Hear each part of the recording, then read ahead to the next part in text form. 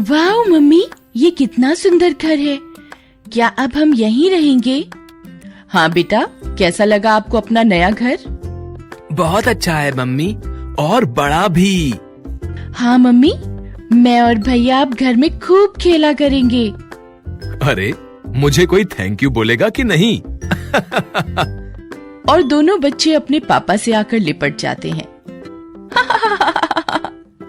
आज का दिन बहुत खास है। बड़ी मेहनत के बाद नताशा और विक्रम ने ये घर खरीदा है और अब उन्हें लगता है कि शायद ही अब लाइफ में कुछ प्रॉब्लम होगी, क्योंकि अब अपना घर भी ले लिया और बच्चे भी खुश हैं। सिमी और विक्की दोनों जुड़वा बच्चे हैं। नताशा और विक्रम जॉब करते हैं। बच्चे भी अब 7 साल के हो गए और आपस में ही खेल लिया करते थे।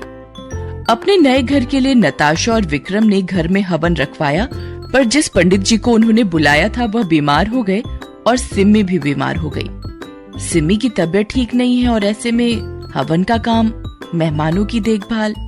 मैं भी पंडित जी को फोन कर रहा हूँ, पर उनसे भी बात नहीं हो पा रही है। क्यों ना हम ये हवन कुछ दिन बाद करा लें? ठीक कहती हो तुम नताशा, हम कुछ दिन बाद ही हवन करा लेते हैं। जब से नए घर में आए हैं आपको कुछ अजीब नहीं लग रहा? कुछ अजीब नहीं। क्या सिमी पहले कभी बीमार नहीं हुई? तुम ज्यादा मत सोचो, सब अच्छा ही चल रहा है। और इस तरह नताशा और विक्रम इन घटनाओं को महज इत्तेफाक समझकर भूल गए। एक दिन की बात है, सिमी और विक्की घर में ही बॉल से खेल रहे थे। कभी सिमी विक्की की ओर बॉल फेंकती, कभी विक्की सिमी की ओर बॉल फेंकता। पर एक बार जैसे ही सिमी ने बॉल विक्की की तरफ फेंकी, बॉल बाउंस नहीं हुई और बीच में एकदम रुक गई। और बॉल रुकने के बाद भी बॉल जमीन पर टकराने की आवाज आ रही थी, पर बॉल तो एक जगह पर ही थी। देखो विक्की, ऐसा मजाक करना बंद करो, वरना शाम को मम्मी पापा ऑफिस से आएंगे तो मैं तुम्हारी शिकायत करूंगी। अरे सिमी, मेरा यकीन करो, मैंने कुछ नहीं किया है, बॉल खुद रुकी है। और विक्की शिकायत लगाने की बात पर रोने लगता है, क्योंकि विक्की ने कोई शैतानी नहीं की थी। सिमी थोड़ी समझदार थी। उसने विक्की को चुप कराया और बॉल लेकर वह दोनों अपने कमरे में जाकर पढ़ने लगे। सिमी और विक्की पढ़ ही रहे थे कि बॉल के जमीन पर टकराने की आवाज आने लगी। दोनों ने बाहर जाकर देखा तो बॉल फिर वहीं मिली जहां से बॉल को सिमी ने उठाया था। दोनों बच्चे बहुत डर जाते हैं। शाम को जब नताशा और विक्रम घर आते हैं तो दोनों बच्चे सारी बात अपने मम्मी पापा को बताते हैं। बेटा, मैंने कितनी बार कहा है कि आप डरावनी मूवी मत देखा करो। पर पापा, हमने कोई हॉरर मूवी नहीं देखी है, हम सच कह रहे हैं। बॉल रुक गई थी और आवाज भी आ रही थी। ठीक है, बहुत हो गया, अब चलो डिनर करते हैं। नताशा विक्रम को कुछ नहीं कहती, क्योंकि कई दिन से नताशा को अच्छा फील नहीं हो रहा था और बच्चों की बात सुनकर नताशा की बेचैनी और बढ़ गई। अगले दिन भी जब बच्चे ड्राइंग रूम में खेल रहे थे तो बाहर आंगन में लगा झूला खुद हिलने लगा। विक्की की नजर खिड़की से उस झूले पर पड़ी। देखो सिमी, झूला हिल रहा है। वो तो मैं भी देख रही हूँ, पर झूले पर है कौन? चलो बाहर चलकर देखते हैं, नया दोस्त भी मिल जाएगा खेलने के लिए। पर मम्मी पापा ने मना किया है ना, उनके बिना बाहर जाने को। अरे सिमी, हम बाहर 2 मिनट के लिए ही तो जाएंगे, फिर भागकर वापस आ जाएंगे। सिमी भी थी तो आखिर बच्ची ही। दोनों बच्चे गेट खोलकर जैसे ही आंगन में जाते हैं, झूले पर तो कोई नहीं होता। दोनों बच्चे हैरान हो जाते हैं। विक्की और सिमी दोनों बहुत डर जाते हैं, पर सिमी साहस दिखाते हुए आवाज लगाती है, कोई है यहाँ? कौन झूला झूल रहा था यहाँ? विक्की और सिमी एक दूसरे का हाथ पकड़ लेते हैं। कोई आवाज नहीं आती, पर उनके आंगन का पेड़ जोर जोर से हिलने लगता है। दोनों बच्चे बहुत डर जाते हैं और भाग कर आ जाते हैं। खिड़की से देखते हैं, पेड़ के सारे पत्ते झड़ रहे होते हैं जैसे कोई जादू हो। शाम को जैसे ही नताशा और विक्रम घर आए, दोनों बच्चे अपने मम्मी पापा से लिपट कर रोने लगे। क्या हुआ बेटा, तुम दोनों ऐसे रो क्यों रहे हो?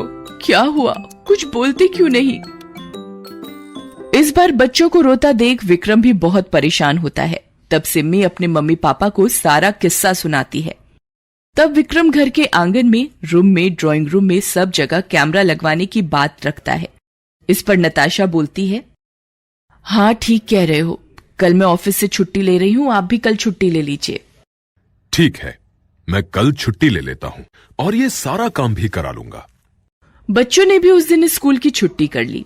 सुबह सबने साथ नाश्ता किया। नाश्ता करने के बाद विक्रम कैमरा लगाने वाले कारीगर से बात करने बाहर जाता है। मम्मी पापा को घर में ही देखकर बच्चे बहुत सुकून महसूस करते हैं और ड्राइंग रूम में खेलने लगते हैं। इसी बीच नताशा किचन का काम खत्म करके बच्चों के पास आती है और बोलती है, बच्चों आप यहीं ध्यान से खेलो, मैं आंगन में पेड़ से गिरे पत्तों को इकट्ठा करके आती हूँ। Okay mummy. दोनों बच्चे फिर से खेलने में बिजी हो जाते हैं। नताशा आंगन में जाकर देखती है कि पत्ते चारों तरफ बिखरे पड़े हैं। जैसे ही नताशा आंगन में झाड़ू लगाती है, बीच में कुछ जमीन में जैसे कुछ गड़ा हो महसूस होता है। पत्ते हटाने पर किसी खिलौने का पैर नजर आया। नताशा ने मिट्टी हटाकर देखा तो एक सुंदर गुड़िया थी। गुड़िया को बाहर निकालते ही एकदम काले बादल आ गए और तेज हवाओं के साथ बारिश होने लगी। नताशा वो गुड़िया लेकर भाग कर आ गई। अचानक आई बारिश से नताशा हैरान तो होती है पर ज्यादा ध्यान नहीं देती। उसी रात की बात है। विक्की और सिमी अपने अपने बेड पर सो रहे होते हैं। तभी विक्की की आंख किसी चमकदार चमक से खुलती है। वह उठकर खिड़की से देखता है कि जैसे आंगन में लगा पेड़ जल रहा हो। पूरे पेड़ में आग लगी है और वो गुड़िया जो आज आंगन में मिली थी उसी पेड़ पर बैठी है और झूला भी तेज तेज हिल रहा होता है। यह सब देखते ही गुड़िया में से एक परछाई आती है और विक्की में घुस जाती है। आत्मा के घुसते ही विक्की की आंखें लाल हो जाती हैं। आवाज में ऐसा लगता है जैसे दो लोग बोल रहे हों। तभी सिम्मी की आंख खुलती है। विक्की को खिड़की के पास खड़ा देख सिम्मी बोलती है, अरे विक्की, तुम वहां क्यों खड़े हो? सोते क्यों नहीं? विक्की पेड़ को घूरते हुए बोला, मैं सो जाऊंगा, तुम सो जाओ। सिम्मी नींद में थी इसलिए विक्की की आवाज पर ध्यान नहीं दिया और सो गई। विक्की नीचे किचन में गया और पानी पीकर कमरे में आकर सो गया। अगली सुबह सबसे पहले विक्रम ने कैमरे की क्लिप चेक करनी चाहिए और जैसे ही नताशा और विक्रम ने क्लिप देखी दोनों दंग रह गए। वो देखते हैं कि अंधेरे में विक्की सीढ़ियों से उल्टा होकर चल रहा है और जहां जहां चल रहा है वहां पीछे पीछे फर्श पर खून जैसे निशान बन रहे हैं। पानी पीकर वह उड़कर अपने रूम में जाता है। नताशा जोर जोर से रोने लगती है।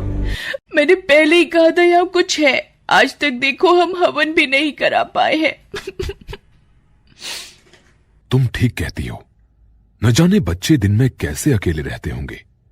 मुझे बच्चों पर यकीन करना चाहिए था।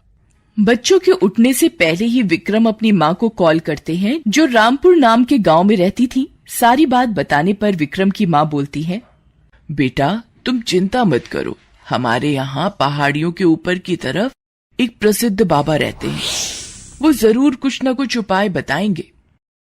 फोन पर बात करने के बाद विक्रम की माँ पहाड़ी वाले बाबा को लेकर विक्रम और नताशा के पास पहुंचती हैं। गाड़ी से उतरते ही बाबा को आभास हो गया कि कुछ न कुछ गड़बड़ जरूर है, क्योंकि जैसे ही बाबा ने घर की तरफ देखा उनको लगा जैसे घर पर कुछ खतरा मंडरा रहा है, जैसे कोई बुरी शक्ति घर पर कब्जा किए बैठी हो। घर के अंदर जाकर विक्रम और नताशा माँ और बाबा को वो रात की वीडियो क्लिप दिखाते हैं। इतना डरावना दृश्य देखकर बाबा और विक्रम की माँ दंग रह जाते हैं। ये तो बहुत गंभीर हालत है। आपको नहीं लगता आपने मुझे बुलाने में देर कर दी? हमें माफ कर दीजिए बाबा, मुझे लगा बच्चे बचपना कर रहे हैं। मुझे नहीं पता था कि हमें ये लापरवाही इतनी महंगी पड़ेगी। बाबा जी कुछ भी करिए, मेरे बच्चों को बचा लीजिए, मैं आपके हाथ जोड़ती हूँ। विक्रम की माँ नताशा को संभालते हुए बोलती हैं, तुम दिल छोटा मत करो, अब बाबा आ गए हैं, सब ठीक कर देंगे। और बाबा पूरे ड्राइंग रूम में घूम कर देखते हैं। ठीक वहीं रुक जाते हैं जहां बॉल बार बार रुक जाती है। क्या हुआ बाबा जी? यहां नीचे क्या है? यहां तो कुछ भी नहीं है। नीचे घर की नींव है। बाबा उसी जगह इशारा करते हुए बोलते हैं। यहां खुदाई करो। विक्रम तुरंत खुदाई करता है। वहां पर नीचे मिट्टी में कुछ जली हुई कार के हिस्से व ओम का एक लॉकेट मिलता है। बाबा, यहां तो सिर्फ जले हुए गाड़ी के हिस्से व एक ओम का लॉकेट है। बाबा ने लॉकेट पकड़ा और अपनी दिव्य दृष्टि से उस लॉकेट से जुड़ी सारी घटनाएं देख ली। आंख खोलते ही उन्होंने कहा, गुड़िया कहाँ है? नताशा हैरान होती है और बोलती है, आपको कैसे पता कि हम कल ही एक गुड़िया लाए हैं? ऐसा कहते हुए नताशा ने गुड़िया बाबा को दे दी। फिर बाबा ने कहा कि मुझे ढेर सारे नींबू, हरी मिर्च चाहिए और साथ में हल्दी भी। नताशा जल्दी से किचन से सारा सामान ले आती है। बाबा हल्दी का एक चक्र बनाते हैं और चारों तरफ नींबू मिर्ची का घेरा बनाते हैं। बीच में एक कुर्सी रख देते हैं और एक लाल कपड़ा बाबा विक्रम को देते हैं। सारी तैयारियां करने के बाद बाबा गुड़िया के माथे के बीचों बीच एक सिक्का रखकर मंत्रों का जाप करते हैं।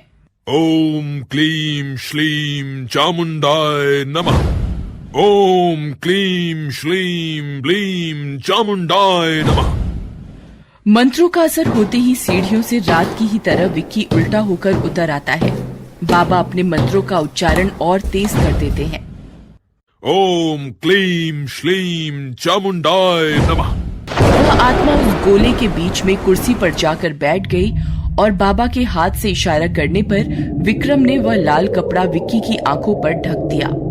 आंखों पर कपड़ा ढकते ही आत्मा उग्र हो गई और विक्की को कुर्सी के साथ ही हवा में उठा दिया और तेज तेज चिल्लाते हुए आत्मा बोली, मुझे छोड़ दो, नहीं तो अच्छा नहीं होगा, छोड़ दो मुझे।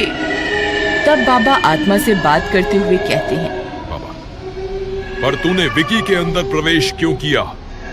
क्योंकि विक्की सिम्मी के जैसा बहादुर नहीं है। इसके शरीर में प्रवेश करना बहुत आसान था। तू इनको क्यों परेशान कर रही है? आज से करीबन 20 साल पहले एक साधु ने मुझे वश में करके इसी जगह चलाया था, पर इन 20 सालों में मैंने शक्तियां हासिल करके खुद को और शक्तिशाली बनाया है। तू विकी को छोड़ दे, क्योंकि इन्होंने तेरा कुछ नहीं बिगाड़ा है। ये लोग मेरी जगह पर आए हैं। अगर ये यहाँ से जाने का वादा करें तो मैं इनका पीछा छोड़ दूंगी।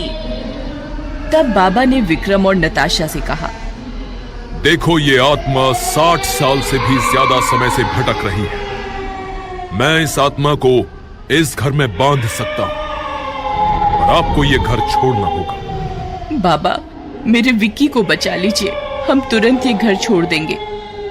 तब बाबा ने आत्मा से कहा, तू विकी को छोड़ दे, हम ये घर तेरे लिए छोड़ देंगे। ठीक है। तब आत्मा विक्की को आजाद कर देती है और विक्रम, नताशा अपनी माँ के साथ बच्चों को लेकर घर से बाहर आ जाते हैं।